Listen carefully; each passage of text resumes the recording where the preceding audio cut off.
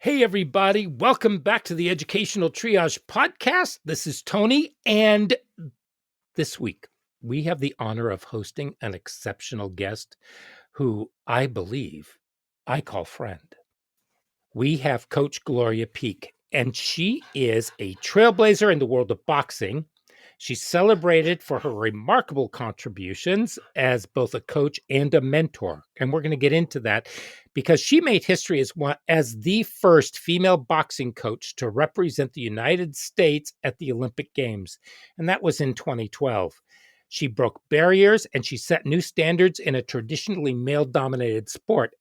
So, what has that got to do with alternative ed or education whatsoever? That's what today is about.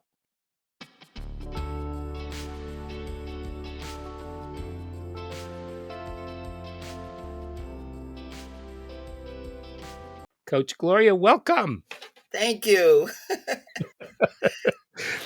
So, you are truly an extraordinary woman. You That's really what, are. And you don't flaunt it. yeah. Most people would never know unless I said something or they read up on me. You know, they really wouldn't know exactly what my history is or what I've done. I'm not one to boast or brag. It's just not my nature.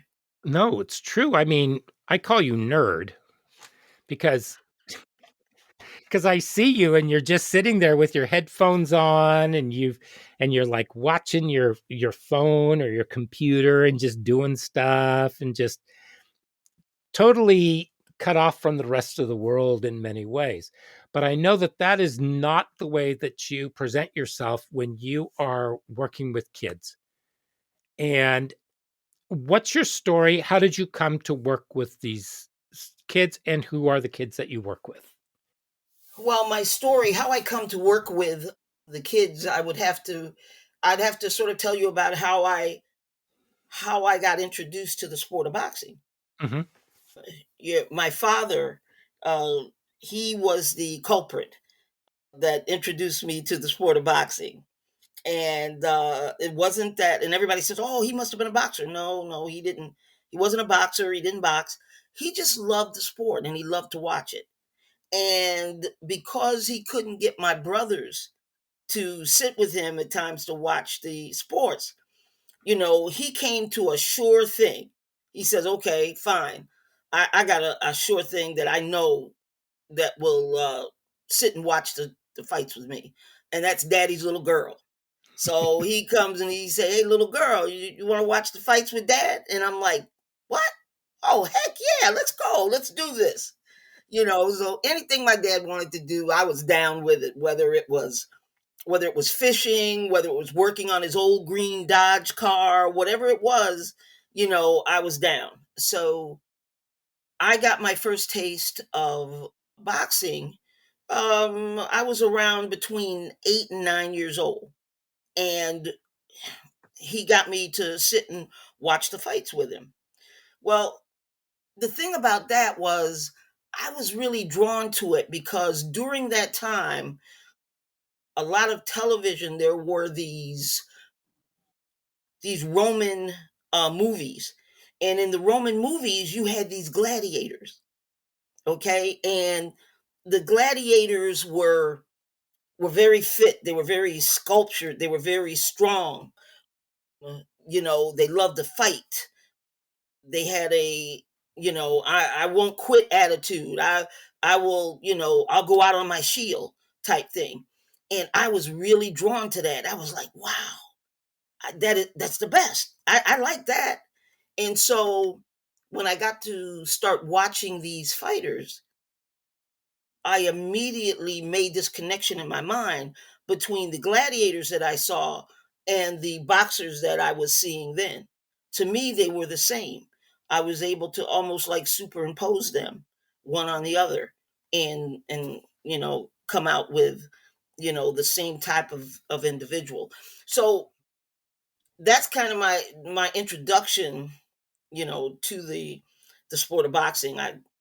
You know, uh I got to watch I tried watching it any and every time my dad needed somebody to sit and watch it, or if there was a way for me to watch it by myself, I did that as well. Now, my mother wasn't happy with that, obviously. Mom was like, you know, I would hear her talking to my dad. They would argue a little bit or a lot. And she's like, she's a girl. You're not supposed to be having her do this boxing because now I'm running around the house hitting things, punching. I don't know what I'm doing, but I'm imitating what I'm seeing they do on TV. So I'm hitting, I'm punching. It's feeling good. My brothers are like, leave me alone. I'm going to hurt you. Nah, you won't. And, that kind of stuff. So my mother wasn't happy with that, and she wanted me to be in the kitchen. I didn't want to be in the kitchen. I felt that was for somebody else, so it caused a little tension in the house, but it didn't sway me, and my love for it stayed, and it began to grow. So when did it actually take shape where where you decided you wanted to box? That wasn't until years later, wasn't it? Yes, Or that was years later. You know, I wasn't able to really do anything with it, until I had gone in the military. Mhm. I was in the Navy for a few years, and I got an opportunity to learn a little bit more about the sport from these old salty dogs. That's what they used to call the Navy guys, the salty dogs. And Okay. I would go to the gym, and they would be in the gym. They'd be hitting on the bag because they always had bags and everything there. And I would try to get somebody to help me, and I was always being turned away. No, it's not for women. This is a man's sport. You know, you guys really aren't strong enough for this and all that. And I said, who said that? What do you mean? Why? When they said I could, every time someone told me what I couldn't do, I would. My question is why? Why not? Mhm. Then I would try to wait for an intelligent answer, but I didn't. Very rarely did I get one, that would say, no, this is not for you. So the more they told me what I couldn't do, the more I was drawn to it, the more I was determined to prove them wrong, you know? Mhm. So, you know, this one day I came into the gym and I was just really, really mad. And I had been in the gym every day hitting that bag by myself, no instructions, just wailing, doing the best I can. So one day I come in the gym, they're in the gym, they always stop, they whisper when I come in the gym, and I can imagine what they're saying. And so I started working on the bag, and I hit the bag, but I hit it just right. Not so much that I hit it with a ton of force, but I hit it at an angle, and I hit it right, and it came right up off the hook and hit the floor. Bam! Everybody in there stopped and turned around and looked at me. And I know they said, "Oh shit, this this girl is serious. She's serious." So after that, there were two guys that came up to me and said, "Well, maybe we can help you a little bit."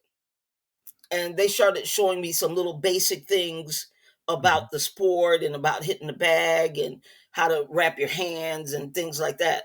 They probably wanted to be on your good side in case you ever got mad because they saw what you could do. That might be true.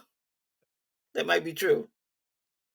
But I started really getting into it more then, Mhm. and then when I came home to Rochester, I got a job with the Boys and Girls Club, Rochester, New York, Mhm. and as the program coordinator or the assistant executive director. And so I talked to the director and I said, I've got a lot of ideas for programs and stuff, but I want to start a boxing program for this gym for these kids. So I talked to him, talked him into it, and that's where I began to really look at my skills and having to learn the sport of boxing even more so. Was was then. And, you know, I had tried to find other coaches that I could get to come and teach the program for me. It wasn't that I was just going to jump out there and do it, but I couldn't find any coach that embodied my philosophy of working with kids. What was And that that was philosophy? important to me. What's the philosophy?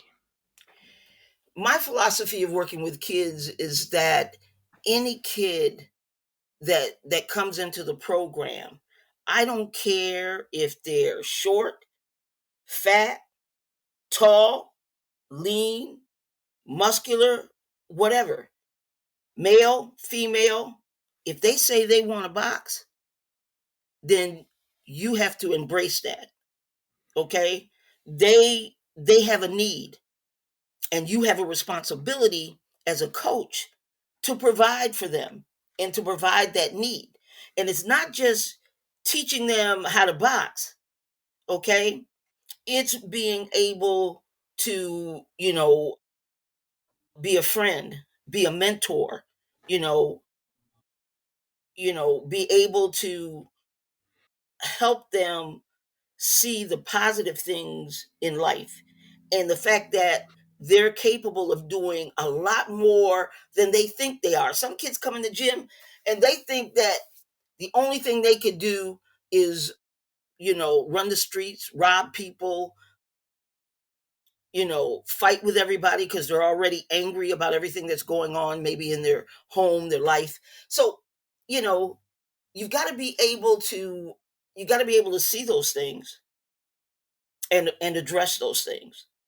Okay? So, the responsibility of a coach is not just a coach, but I'm a parent, I'm a teacher, I'm a mentor, I'm so many things, A guide. wrapped into one.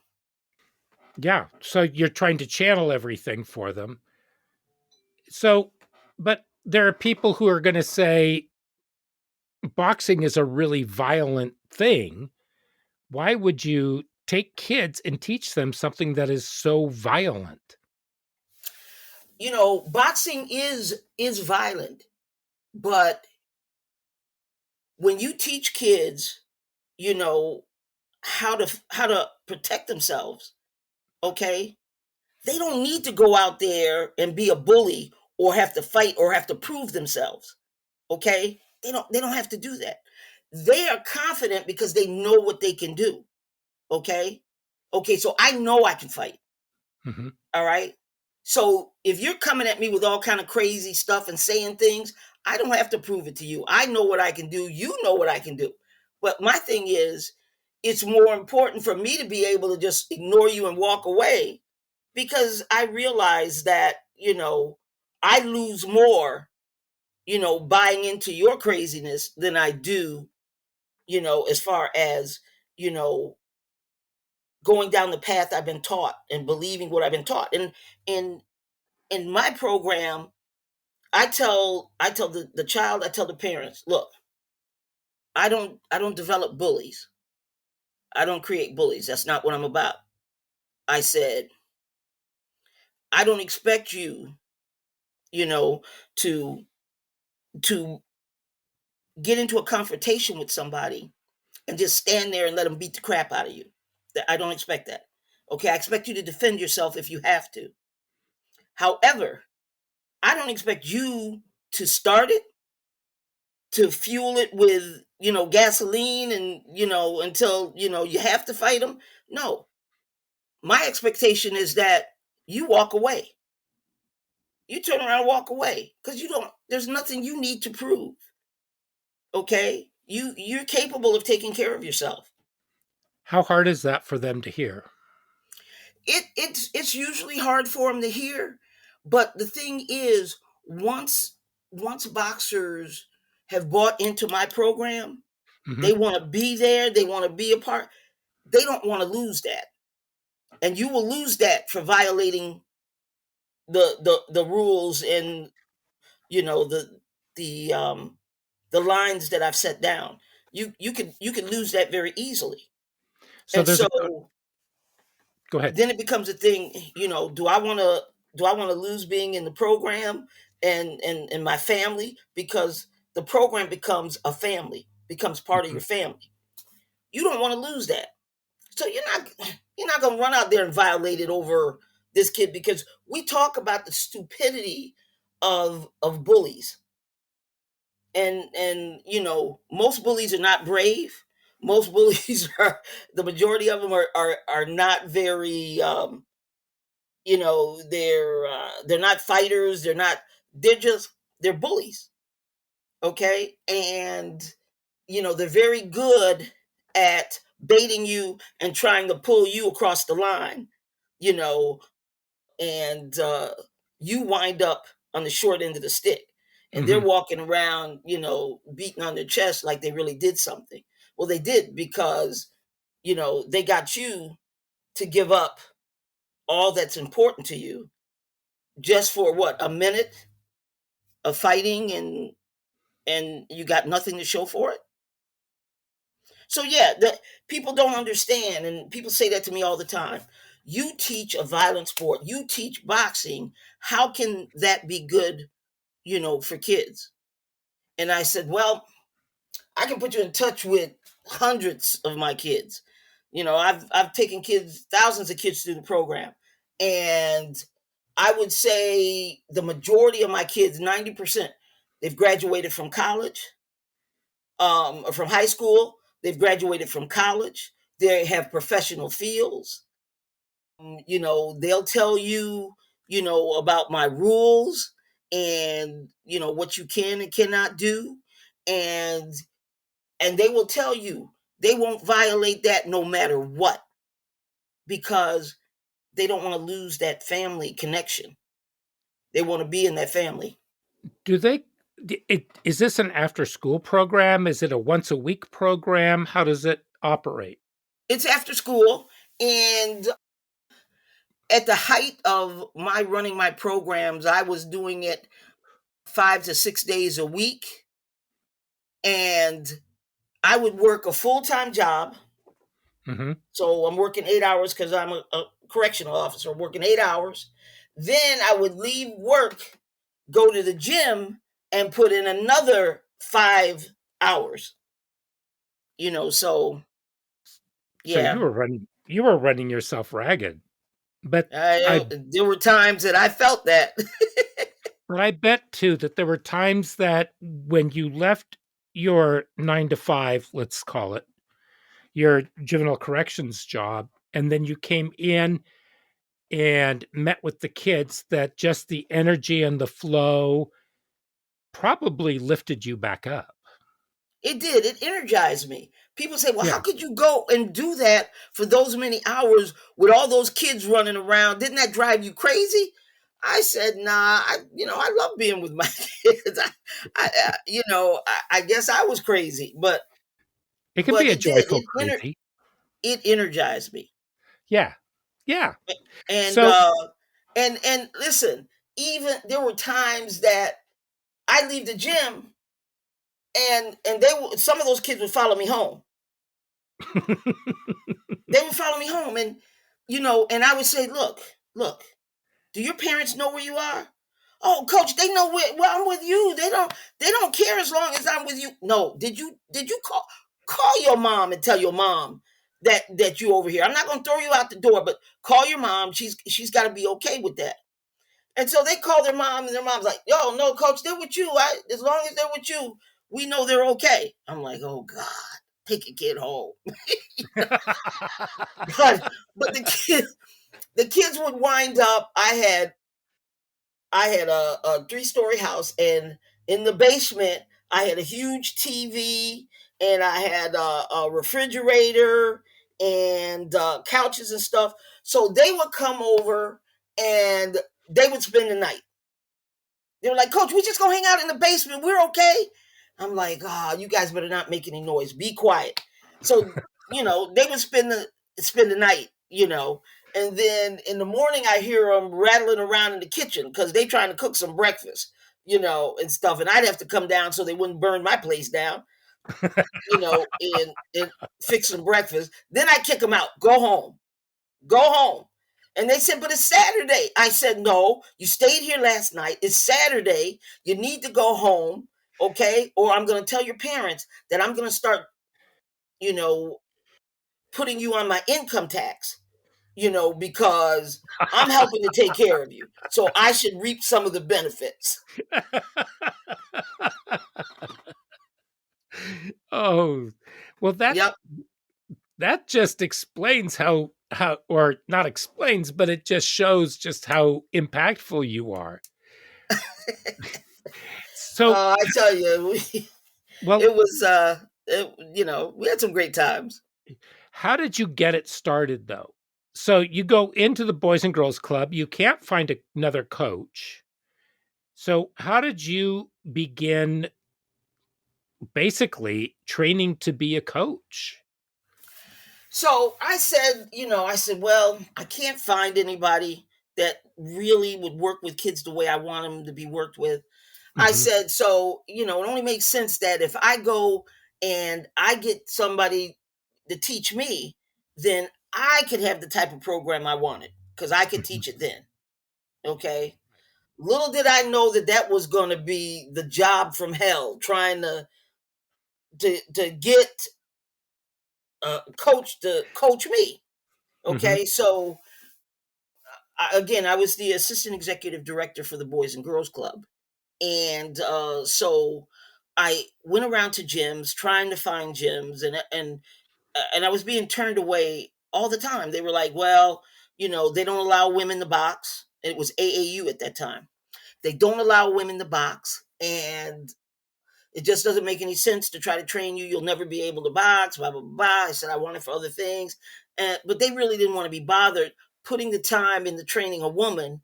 When they were trying to train these guys and be able to become known for the champions that they developed and all of that. They were looking for their own glory. Nothing to do with the boxers. They were just using them to right. to get to this Stepping stones. level.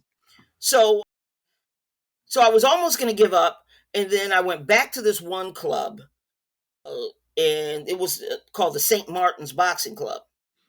And so I walked in, and there were two clubs. There was Baden Street and St. Martin's, and they were both run by brothers. Okay. And so the guys were in there and they were playing dominoes. And I'll never forget this. Dominoes was a big thing then. They're playing dominoes, they're slapping it on the table, talking trash, stuff like that. So I come in, I say, listen, guys, I need somebody to teach me boxing because I want to do a program. And so they look over at me for a second, and then they went back to playing the dominoes. I said, guys, hey, please don't ignore me. I just want to know if there's somebody here who can teach me, some boxing. And they're like, look, you can't use it. They're not going to let you. I said, don't worry about that. I'll handle that part. Can you just, teach me and stuff? So I guess they whispered among themselves, and then they finally said, okay, all right, come back here tomorrow, and we'll start teaching you. And I said, oh, great. Okay, great. So I used my lunch break and I would run over to the gym, which is only a couple of miles away from where I was working. Mhm. So I came back and I showed up.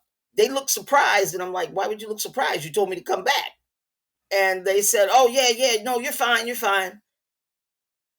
They said, this guy West here is going to be working with you, and he's going to start you off. Now, this guy West is what they call an open fighter. Okay. Okay. Open means that he is good. Open means he could have 200 fights or more.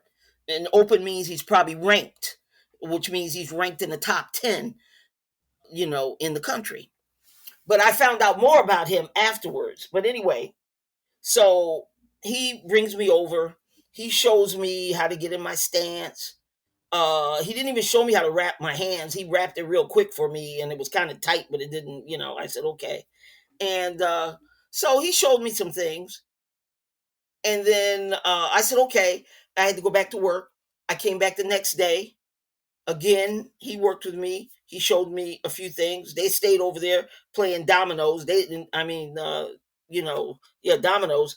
I don't think they even noticed whether he was teaching me right, wrong, or indifferent. They could have cared. But anyway, so he teaches me, and then I come back the third day, and one of the coaches said, "Listen, coach, we see that you've been doing great. You really are picking these things up, and you're getting this down. We think you're ready for your first sparring session." I What? said, "Really? You think so? I've only done this about maybe 3 days. I mean," he said, "No, no, no. You have picked this up. Listen, and we're gonna have Wes work with you, just so you can get the feel for it and stuff like that." I said, "Oh, okay. Well, yeah, yeah. I put my trust in them. Okay, I'm ready." So I go over. They've got this pot boiling in the corner, and in this pot are these rubber mouthpieces, right? So they take one of these mouthpieces out, and it looks like slime hanging out. They shake it off, and they shove it in my mouth. I almost gagged. I was like, "Oh." They said, "No, these are the mouthpieces that the boxers use. You got to have this in your mouth if you're gonna." I'm like, "Oh." So then they bring this helmet that smelled like it was somebody's behind, and they shove it on my head, Oh my you know. And I put these gloves on, but I'm saying I can do this. If the boxers can do it, I can do it. Okay. Okay. Little did I know, that that's not exactly how you do it. But Mhm. anyway, I put it on, and I go in there, and I'm ready. And he said, "Just throw the punches the way I taught you to throw them." I said, "Okay." Now, they don't tell me that this guy is a lefty. Okay. There's a Okay. big difference between a lefty and a righty. Mhm. Okay. And lefties are very difficult to fight. You have to learn how to fight a lefty. Okay. Because if you don't know how to fight a lefty, okay, you're going to wind up looking like I did when this was over. Mhm. Okay, so I go out there, and I'm punching, and my punches are not hitting him, but everything he's throwing is hitting me. As a lefty, it's coming the opposite direction. And if you're not trained to see that, you don't know which way to go to get out of the way. So of course, I was getting hit with everything he was throwing. He wasn't getting hit with anything I was trying to throw. Okay. So he's hitting me, bam, bam, bam. Next thing I know, my left eye starts to close. Oh no. I can't keep it open. Trying to open it, but it won't open. You know, Mhm. he's hitting me again. He's hitting me again. Now my lip feels like it's 3 times the size on my face. My nose feel like it went from one side to the other side. Oh wow. Yeah. So I took the beating from hell. It sounds like. Yeah. And these guys are over there. They're still playing dominoes, and I'm getting beat up in the ring. Mhm. Okay. So It's when they blow the whistle and say, "Okay, that's it for today," I spit the mouthpiece out. I threw all the stuff down, you know, and I walked out. I left. Now the problem was that I had a board meeting when I got back. I knew I had a board meeting to go oh back no. to. I went back to a board meeting, okay, with one eye closed, huge fat lip, nose on the other side. You know, I Mhm. look like I look like somebody had just, grabbed me off the street and just beat me down. But the thing that bothered me the most was everybody in that meeting looked at me, and I know they had to have said to themselves, "Damn, what happened to her? Did did she did her husband, was that spousal abuse or something?" But nobody said a word. Wow. They never asked me if I was okay, what happened, nothing. I conducted the meeting just like there was nothing wrong. Just like there was nothing wrong. I was like, okay, this is my first taste of being a gladiator. So, Wow. but they were shocked because the next day I ran over there. I came running in the gym and they looked up and they were like, oh my God, she's back. I said, gentlemen, I am back. You are going to train me. I said, and I'm going to practice. And I said, and when I get my skills right, I want him. The same guy that just beat the crap out of me, I want him. They were like, I said, I don't want to hear it. You guys lie. All I need you to do is to give me the basic training that I need. I will do the rest. And so, I mean, they had to. They were like, shoot. I said, because I come over here every single day. Every single day you'll see me. So they finally decided that, yes, and the kid, he came over, he apologized. He said he was sorry.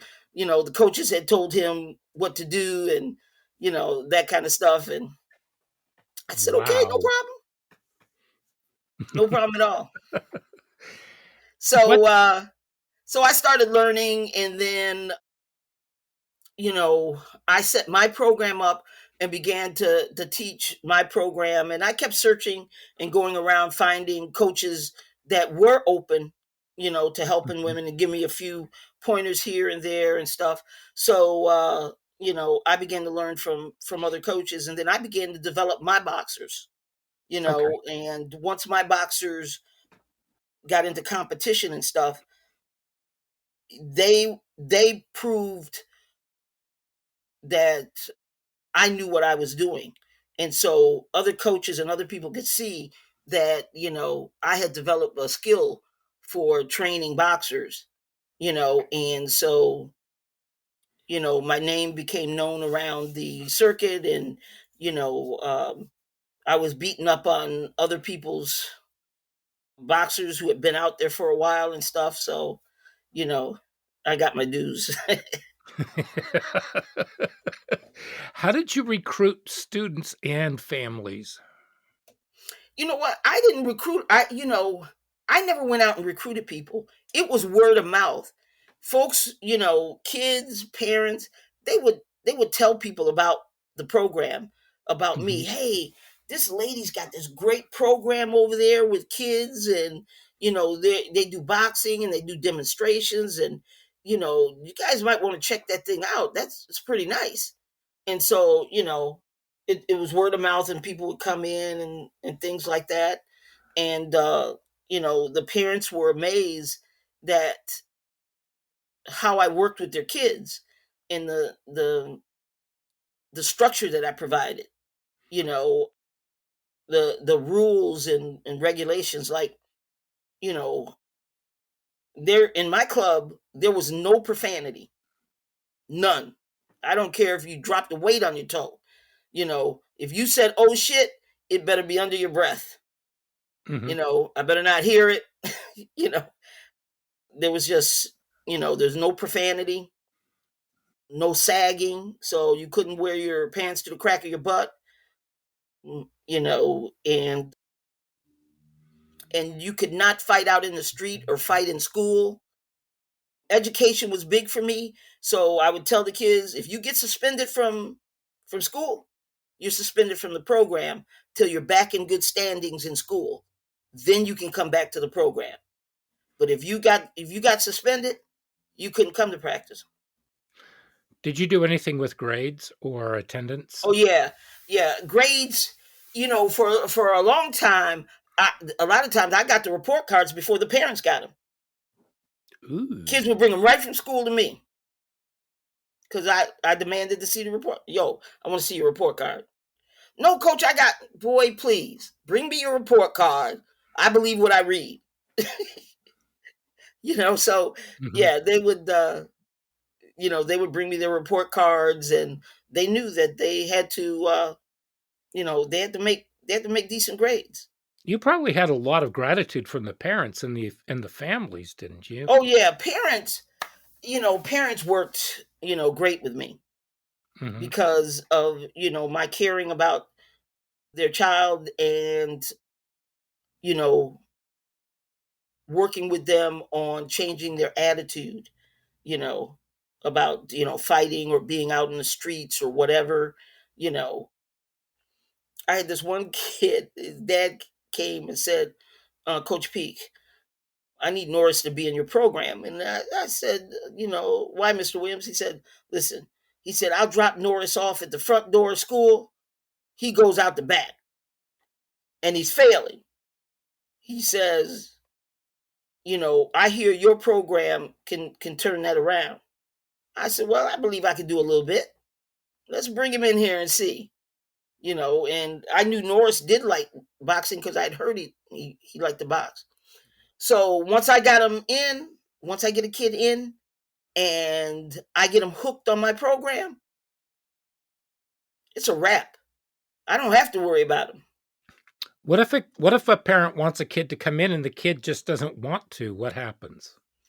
I usually will go and I said, well, let me go talk to him, you know, and see if I can, get him to come in and I don't force him. I just, hey, come on in, just sit around, look, see what we do, Are you know, are there kids that are intimidated by it? by coming in. Well, just the thought of having to box. Some kids are they're afraid because you know in their mind they think they're weak and they think they're not capable, you know and so my thing is I work on that. I'm like, yo, you just as capable as anybody else. Well, coach, I don't know, I'm not doing my jab well. I said, baby, it takes time. It's not going to come overnight. It's going Right. to take us a little time, but I guarantee you, if you stick with it, I'll stick with working with you. It'll happen. And did how long does it take for kids to really have bought into the program? Is it like a week? Is it 2 weeks to where you feel as though they've actually internalized? And it's not just going along with the crowd and a feel good thing, but the discipline that you teach them, the attitude, every aspect of it is in imbued in their DNA. Okay, well, for some kids, I mean, some takes longer than others, but this is how I know when a kid is brought into my program. I could be in my office talking to a parent or talking to somebody, and I just have closed the program down and say, okay, guys, you're done. You can go. There will be a line at my door, okay, Mhm. and that line will stay there until I acknowledge them and I give them a hug, okay? Because I never let any of my kids go out the door without a hug. I hug them and say, I need you to be safe out there, baby, okay? Please, for me, be safe. All right? You need anything, you call me. And that's every kid every day. Now, when some of them start, they don't they'll pull back, they don't want to be hugged. So I won't hug them, but I'll be like, I need you to be safe, be careful out there. But they'll see, every kid lining up to be hugged, and me telling them to be safe out there. And after a while, they wind up in the line too, because they want that hug. They want somebody to care, and they know I care. And so, I mean, some kids it may take a week, 2 weeks. Some kid it may take a month. I give them that space and time. It's gonna be okay. It's gonna be okay as long as I got them coming in there every day. The chances of them, you know, coming around is great. How how difficult is it to teach them grit? Because some kids, I know that with some it's pretty simple. I mean, because they've developed it as they've grown up, but then there's other kids who, let's just say that they've been spoiled or Hmm. entitled, and parents, just to shut them up, will give them whatever that they want, but then there finally comes a breaking point on the part of the parents. And let's say that they bring them to you, and that kid actually has no real grit, but every kid, I believe, has the capacity for that. Yeah. How do you break them of that entitlement and bring them around to see that they really aren't all that? And I'm going to presuppose that some of these are the bullies that you were talking about. Hmm. Tell me about how you would deal with something like that, or how you develop grit. You know, grit is something that, it takes time. You look at the individual, and like you said, they maybe have been entitled. They were coddled. They didn't have to work hard. But breaking the grit is, if you're in a program like boxing, which requires a great deal of strenuous work and exercise, like you were doing with your weights and stuff, you Mhm. you have to go through the program with everybody else. So if I'm doing my conditioning with folks, you know, you can't get off by just, either sitting over there taking it. No, son. One, the other boxers are not going to let you get away with it. They're going to be Right. like, yo, boy, you better come on, man, because if coach gets pissed off here and come out here and hit all of us for what you doing, oh, we coming at you. And they'll be like, oh, okay. So they're going to work a little harder because, one, they don't want the other boxers coming at them. And two, Mhm. they know they're not going to be able to get away with it with me. I'm going to be like, yo, you didn't do that right, son. Go over there and give me like 10 more push-ups. Soon as you get it right, we done with the push-ups. But if you're not doing it right, you're going to be doing push-ups for a while. So, you know, Do any it's of it's them? that it's that structure, and that, knowing that they their thing is they can get away with it at home and stuff because they've already broken their parents down or whoever it is, Right. and the parents aren't willing, to keep at it in order to get them to do what they need to do. Okay, Do I you have am. do you have any of them that just look at you, throw their hands up, and just say, "I'm out of here." They leave, and then I'm going to guess that they do come back, Oh yeah, or I mean, I've had kids say, "Oh, I'm done." I said, "Oh, okay, all right, we'll see you." And then, it could be a week or 2 weeks later. I see them coming in the gym. I say, "Yo, what you doing here?" Coach, you know, I just had a bad day that day. Oh, is that what it was? It was a bad day? Yeah, okay. Okay. Well, nothing's changed, son. You know that, right? I'm the same person. It's the same drills, Mm. So I'm assuming that you've thought this through and decided that you're ready to really give it a go. And yeah, yeah, I am. Please, coach, let me back. Sometimes you don't know what you got until you lose it. Right. But the first thing that flashed across my mind, I used to work up in Alaska, and we would work maybe 20 hours a day sometimes, and it was grueling work. And then when we finished and we would come back stateside, about a week later, you would find yourself craving to be back there working in the blast freezers, working on the slime line, doing something. And I don't know what it was, if it was the camaraderie, if it was the strenuous schedule that we had, if it was the structure, whatever it was, but there was something about it that was missing once you came back. And it took a while not to be able to w- just want to run out to the airport, jump on the first jet, and just fly up to the outer reaches of Alaska. Right. And I'm thinking that if you start working out in a gym, and this is for the adults listening, if you're working out at a gym or at a program or something like that, if you're doing karate, it doesn't matter if it's boxing or something. It's having that discipline and knowing what it is that you're doing and going into it and working out that gives you sort of a sense of comfort, would you say? Yeah, I would say it does give you a sense of comfort. And not only that, but boxing also gives you dance moves. Oh yeah, without a doubt.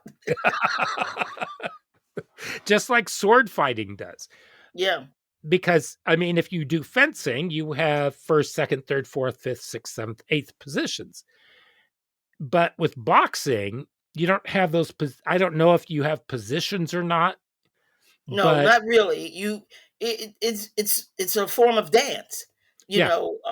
and that's one of the first things I always ask my guys is, "Can you dance?" And they'll be like, "Are you kidding? I got two left feet." I said, "Well, go out and buy a right foot and put it with that left foot so that because you're going to have to be able to dance." Do they become more socially adept after they've been with you because of the confidence and the fact that, yeah, now they're moving with more confidence? Oh yeah, they're much more socially adept, and they can relate to people, and they talk to people better, and yeah. So what okay, so let's bring the female species into this, mixing with the male species Hmm. in boxing. And has there been rapid growth or growth in girls trying to box? Oh yeah, there's been rapid growth because girls been wanting to box for a long time, but they Mhm. weren't allowed to. And then Right. Title IX said you can't do that. Okay, you're gonna have to open the doors and allow women to compete.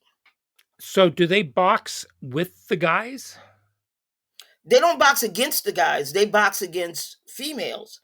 Okay. Now, in some gyms, the coaches will never let the males and females, you know, work with each Or other. Yeah, that's not the case in my gym. I let them work with each other, okay, because it helps the females as well as it helps the males. And people say, well, you're not worried about the guys hitting the girls too hard? No, because boxers can control what they do. They control how hard they hit, what they Mhm. hit, where they hit, things like that. So, my thing is you're going to help her to get better, okay? Just like somebody helped you. And so that's what we do. And the way you do it is there's a certain way. You just don't put, like, if a guy's 154 pounds, Mhm. you don't put him with a female who is 154 pounds.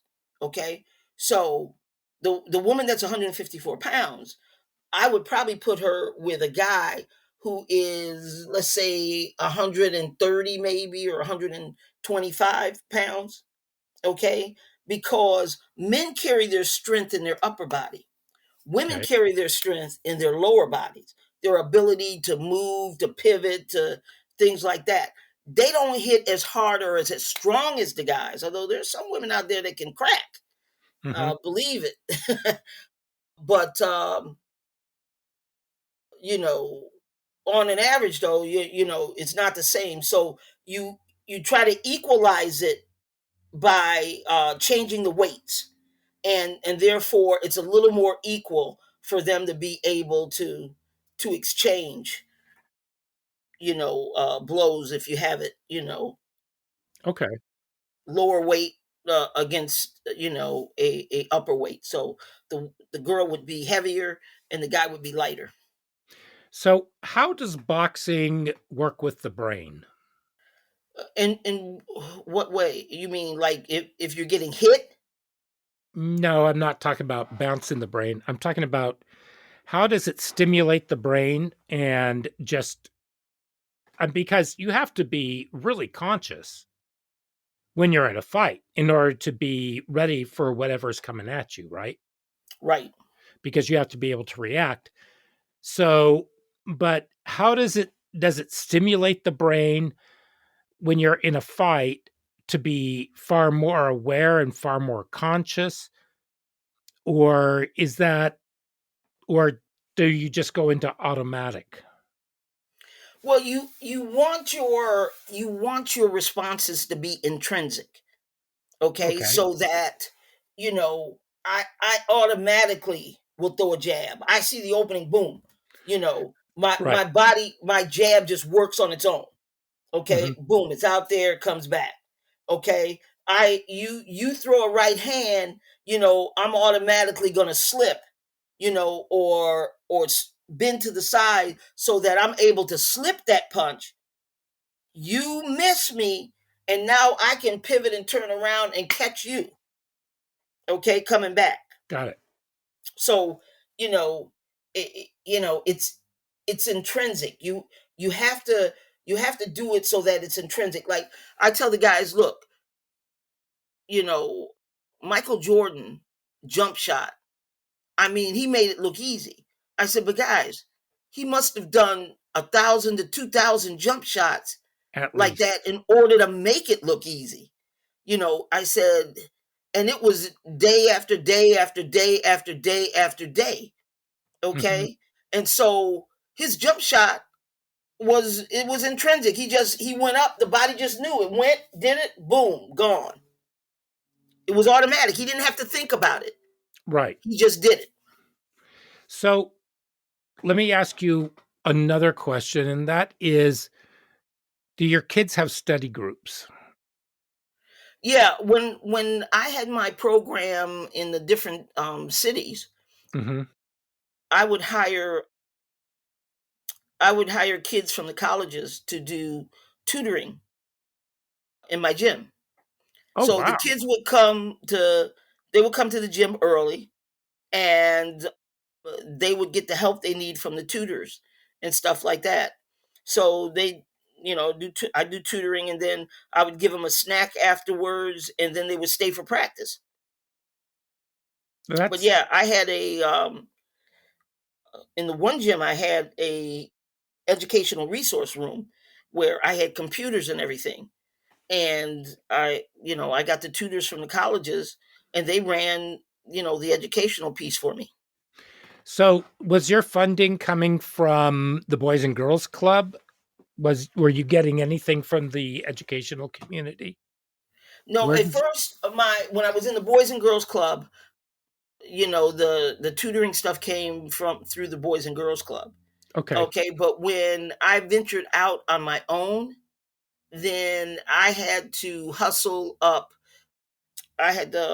funding from, different organizations and stuff like Mhm. that in order to keep a tutoring program going in the gym, which was important. I needed that. So, that's what I did. Plus, I used a lot of my own money. Okay, so wait, why did you break from the Boys and Girls Club and start your own? What did you get Well, too big or well, I broke from the Boys and Girls Club because I got a job. That's when I got the job working for corrections. And so I was working for corrections, and like I told you, I worked a day shift Mhm. at the facility, and then my own Okay, program in the right. evening.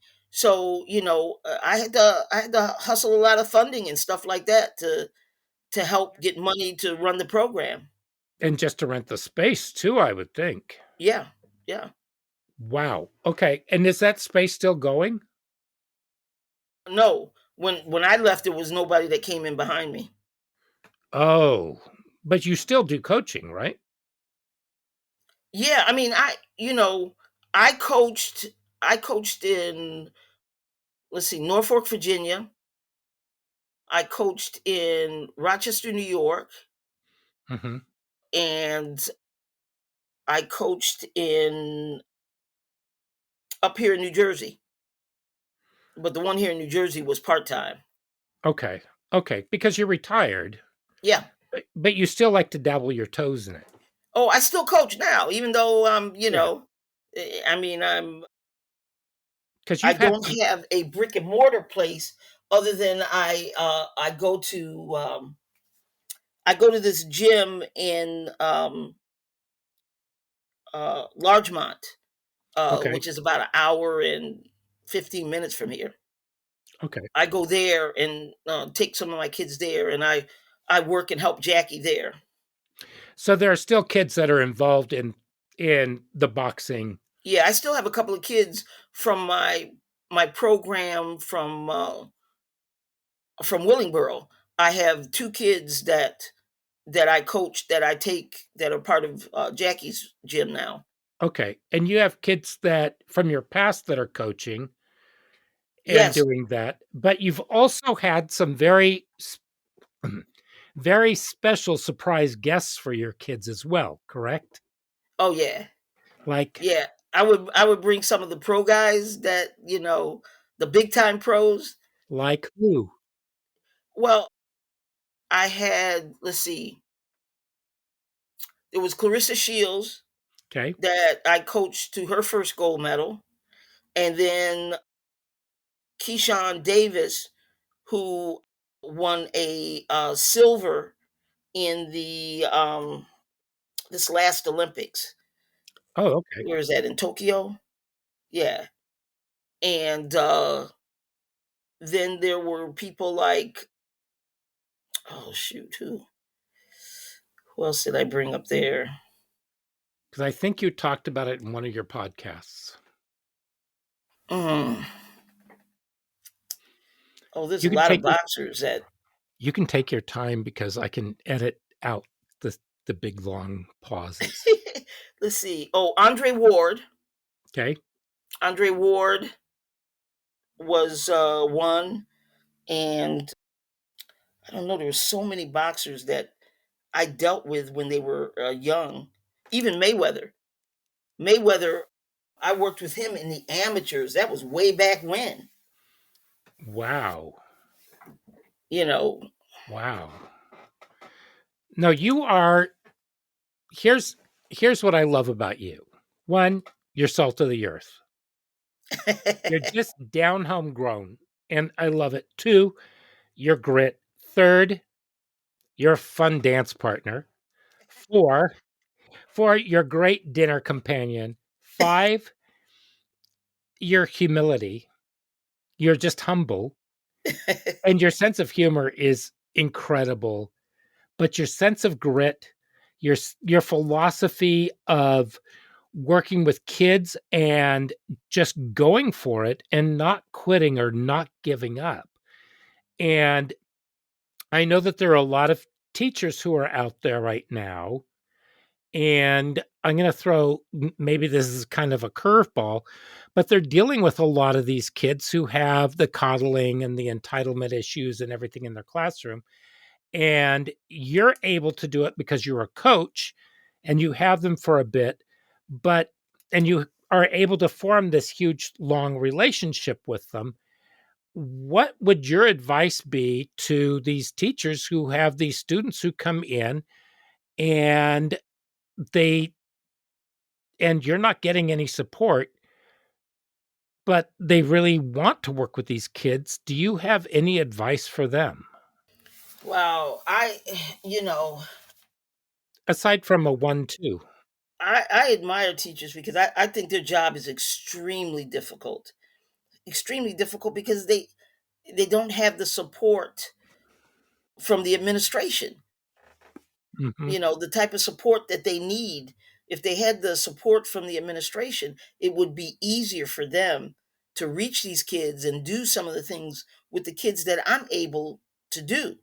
You know, but the administration seems to be, you know, so pansy that, if a teacher comes in there that's strong and wants to deal with them, they want to sort of tie the teacher up. Yeah. Yeah. Or get rid of the teacher, which makes it very difficult to be able, to do anything because what I have is that, these kids want to be there, or they're coming there and parents are bringing them there because the parents want them to be there. And so the parents, support what I do 100%. Mhm.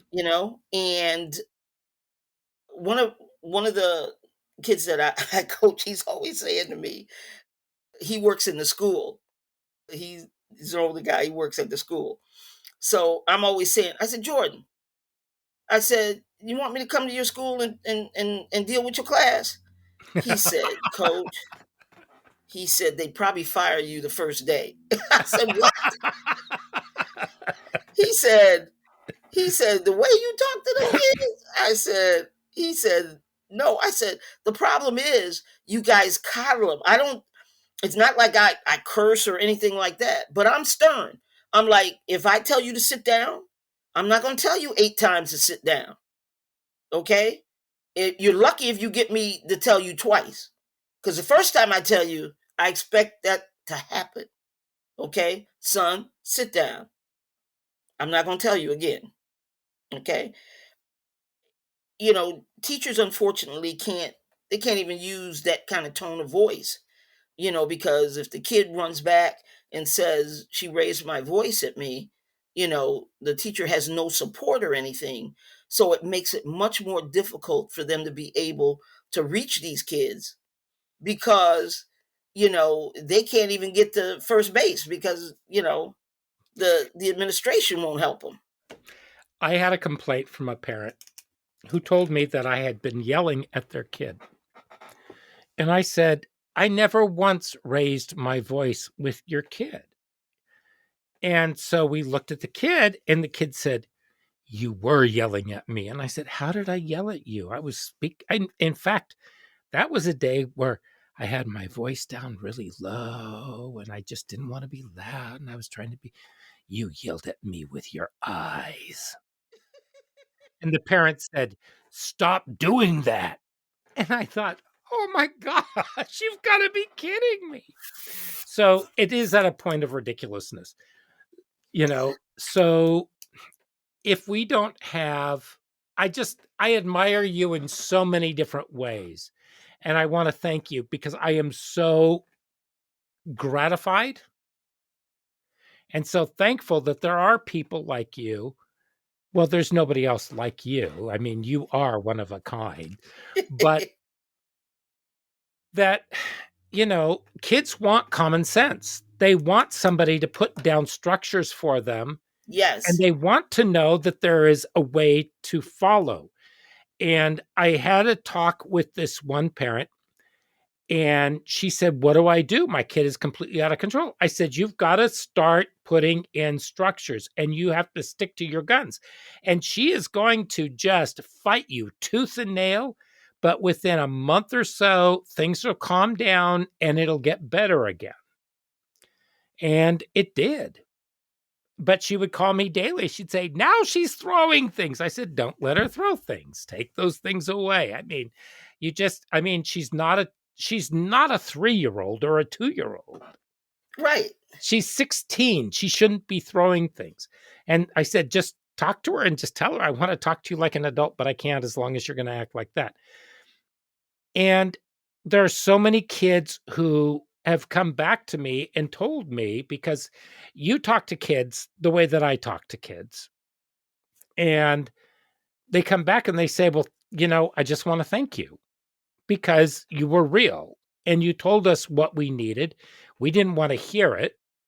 But once we realized what you were saying to us, that you did more beneficial things for us than everybody else who just kind of let us do whatever we wanted. Right. Because they don't have a direction. They don't, and they want direction. They want the discipline. They want to, and through that, they know you care. Yes. Parents are like, I want them to like me. I said, well, then give them some discipline, and they'll know that you like them. I said, but as long as you let them run, ragged and run all over the place, that's not going to happen. Do you want your kids to like you or to love you and respect you? Yeah, that's Those it. are two very different things. Yeah. And that is very different. And I find that horrifying that a parent wants their kids to like them. Yeah. I mean, I loved my parents. I feared my parents at times, which was probably very good. Yeah. But did I like them? Not always. And my mother used to say, I do not like you very much. I love you to death, but there are times when I find it very hard to like you. And I said, probably more times on your side than on mine. So, Yeah, I mean, that's just part of a healthy relationship. And then as you get older, then you can look at them as kind of a friend or a mentor. But yeah, their job is to raise you and to help build you into something that is most parents want their kids to be more successful than they were yeah. and to be able to do more and to have more opportunities. But I don't know that we're doing that anymore. I don't think we are. So, but I don't want to land on a bummer note. What is your dream aside from travel?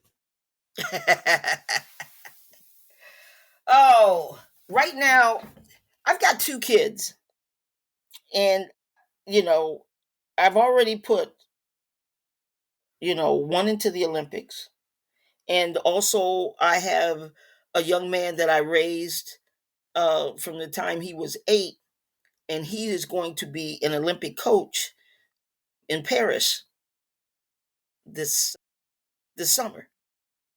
So I'm extremely proud of that, and Is that you the one know, from the n- anonymous podcast? pardon me. Is that the one from the anonymous podcast? No, no, no, no. He Okay. hasn't done a podcast with me, Oh, okay. Okay. and he's over there. They're getting ready for Paris. But anyway, he's walking in my footsteps, and so Mhm. that makes me very proud that he's come behind me and become an Olympic coach. Are you gonna pay them a visit? This summer, no, nope. But Oh, I've got these two boys, and at least one of these boys, I would like to see him make the Olympic team in 2028.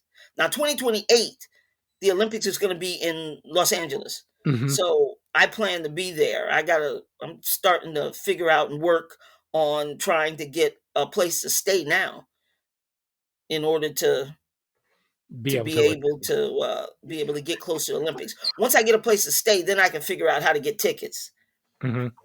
to some of the Don't you just activities. don't you get tickets?